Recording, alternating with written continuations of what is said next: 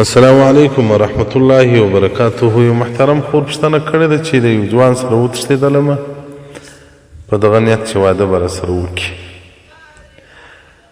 خو هغه ایران ته بوتلمه.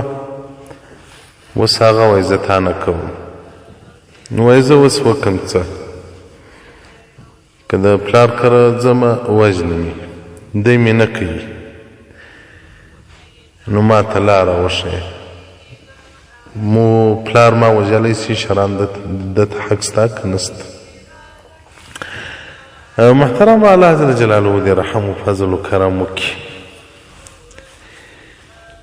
دا بدبختي ټول د بې سترۍ، بې حجابۍ، د موبایلو په وجه باندې راځي، او دا بیا بدبختي د پلار د غفلت په وجه راځي. زموږ پښتانه خو په دوزخ نه شرمېږي چې دوزخ ته ورځي، خو لیکن په نبوي ژوند باندې بیا شرمېږي. علما شرمېږي، عوام خلک یې لک هغه څنګه شرمېدلي دي. رسول الله صلی الله علیه وسلم صحابې ته وایي کوزدا یې کړې وه، نجلۍ دې ولیدله، ولیانو ورسې ووینه. همدغه رنګه چې ښځه خاوند څوک ورکوي، پلار یا ورور، باید هغه په وویني. د ژوند ملګری باید د خوښي پیدا شي، بیا دا مشاکل نه راځي. داسې نجلۍ ده اوس نو خوښ شوی دی، دی یې نه ورکوي، نو دا ورسره تښتېدلې ده. هغه ته به نو هم باره نورو شیطانانو په غوږ کې اوس دا خبر ورکړي چې دا نجلۍ نو خو له تا سره ولاړه ده، نو ته څنګه کوې؟ د دې په ژوند یې لوبې وکولې. دا پښتانه چې الله دوی خوار کړي دي، تر دغه بلا هم نور خوار سي، تر دغه بلا هم نور در په دره سي، تر دغه بلا هم نور ذلیله سي. وجه یې چې شته هغه هم دغه ده چې موږ د انسانانو عزت او ژوند خرڅوو، موږ د انسانانو په ژوند او په عزت لوبې کوو.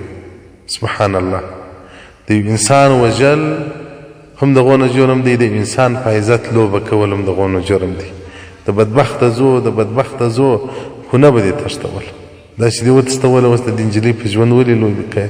دا خو بل څوک هم نه کوي، دا خو تښتېدلی که کوي هم بیا په داسې شکل کوي چې تر مرګه بیا پېغوري. نو خو معاینه یې کړه د بدبخته زو، اوس خو دا جرم راغلی دی، دا بدبختي عاده سوې ده. الله رحم وکړه. نو محترم خور، پلار ته خو ستا مرګ نه دی روا، نه بل قریب ته ستا مرګ روا دی. ته چې له ده سره تللي، یا به د بدبختي و زناوې کړي، یا به دې نه یې کړي. که دې زناوې کړي بیا دوه صورته دي، یا به بل مېړه لري یا به نه لري. که دې بل مېړه درلودی، شریعت به تا رجم کوي، په ډبرو به دې وژني. او که دې مېړه نه درلودی، بیا شرعاً ستا سزا هغه په درو وهل دي. هغه به هم امام او قاضي محکمه به کوي، داسې عادي خلک احکام نشي اجرا کولی چې هغه دې نو سزا یو چاته ورکړي. نو ستا پلار تا نشي وژلی، ستا ورور تا نشي وژلی. او که شریعت ته دوی ته حاضره کړي، څلور شهیدان به ستا پر زنا تېروي، بیا به شریعت تا ته درې درکړي، او یا به ته په خپله خوله اقرار کوې چې ما زنا کړې ده. نو که د پلار نمبر وي یا د ورور نمبر وي، هغه موږ ته بیا راواستوه. نو موږ خو څه وکړو؟ خو د مسایلو بغیر دا صلح د مؤمنانو په مابینځ کې هم کوو. داسې نو ډېر خوندي ورونو په مشاکلو کې اخته وه، الله زموږ په برکت باندې دا مشکل ور خلاص کړي. زموږ خو نو برکت نسته، د علم په برکت باندې موږ دغه شیان. پنجاب څخه چا ټلیفون راوکړي، به راوایي مولوي صاحب وریره مې ده د یو طالب سره یې لاین جوړ کړی دي، و څه په باره معلومات اختیار راکړی ولوه. مال بس ورسه ده ټلیفون مه کاټوم، لا راوغواړي نکاح وکړه. وایي هغه پاکستانی دی، موږ افغاني یو. مال پاکستانیان کافران دي که مسلمانان دي؟ ولیا خو طالب دی، مسلمان دی، سبقان وایي.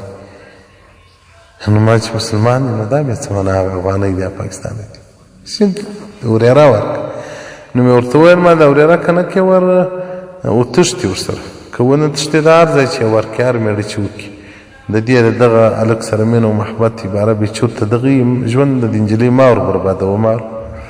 باره د یوه مولوي صاحب یوه مې خور وتښتېدله د یو چا سره، هم دا ډول کیسه وه، موږ نه ورکوله، بس بله ورځ لاړه وتښتېده. تر اوسه پورې لا هم وتښتېدلې ده ورسره ده، واده یې سره وکړي، اولادونه یې دي. نو ماشه بدبخته نو په رسول الله صلی الله علیه وسلم مؤمن له یوه غاړه دوه واره نه خوړل کېږي. نو چې وار د فساد شوی دی نو بل فساد په ځان مه دغه که ورسې نکاح ور وکړه عادي ته دې خدای خیر ورکړي دستي یې باره نکاح ورسره تړلې وه. نو باره ما له نجلۍ و دا هلک نه دي خبر چې دا کار دیوبندي مولوي صاحب را برابر کړي خو دغه ځای خبر چې ډېرې دوه یې به راته وکړي. نو اول خو دې د ورور د پلار نمبر راواستوه، ورسره به موږ خبره وکړو دغه مشکل کې که زموږ کومک ته رسېدی، او د دغه هلک نمبر راواستوه چې د هغه سره خبرې وکړو چې ولې دې پرېږدي. اول خو مو دا جرم کړی دی، بعد مو کړي دي چې ورسره تښتېدلې یې. مېړه دې خوښ پلار ته به دې ولي چې دا مېړه راوکړه دغه مې خوښ دی. بس خو نه پوهېږم ډېر لرې یو له دې نه موږ ډېر لرې یو، پاتې خلک یو، په دین شرمېږو، په ناروا نه شرمېږو، په جنت شرمېږو، په دوزخ نه شرمېږو. نو مرګ ستا نه دي ورسره وه، نو که مړه کلې نو دوی قاتلان بلل کېږي. بدایع صنایع جلد اوم صفحه 50 کتاب الحدود او دغه رنګه فتاوی هندیه کې وایي رکن د حد د حد جاري کول، د هغه رکن هغه اقامة الامام او نائب امام یا نائب د امام به دغه جاري کوي. فتاوی هندیه جلد 3 صفحه 1 کتاب الحدود. نو اول خو دغه هلک چې ورسره تللي نو د ژوند ورسره برابر کړه، هغه دې ستا په ژوندوبي نه کړي، او که هغه بدبخته دې نه کړي نو باره یا که زموږ په وس کېدله پلار ته به دې نصیحت وکړو، ورور ته به دې نصیحت وکړو، بل مېړه به دې پیدا کړي. تا اول بد کول دا ښځې تښتي مه. که مو مېړه خوښ د کلي ملا تعال ور استوي چې مولوي صاحب دغه څوک مو خوښ دی د خدای په لیاس په دې کې ته کومک وکړه. د کلي ملا به دې پلار ته ووایي هغه ستی د کلي امام چې دا نجلۍ پلانکي ځای کې ورکړه، د نجلۍ هم دغه یې خوښ دی، ځکه دا ملا د خلکو مور پلار هر څه وي. نو باره به دا مشکل ده په سوی وایي دا چې ته ورسره وتښتېدې هم دې خپل عزت خرڅ کړي، نه د پلار او د مور او د ورونو عزت ور خراب کړي. نو هغه بیا دغه بدبختي مې کې راغله. بس الله دې هدایت درته وکړي له موږ سره. والسلام علیکم ورحمة الله وبرکاته.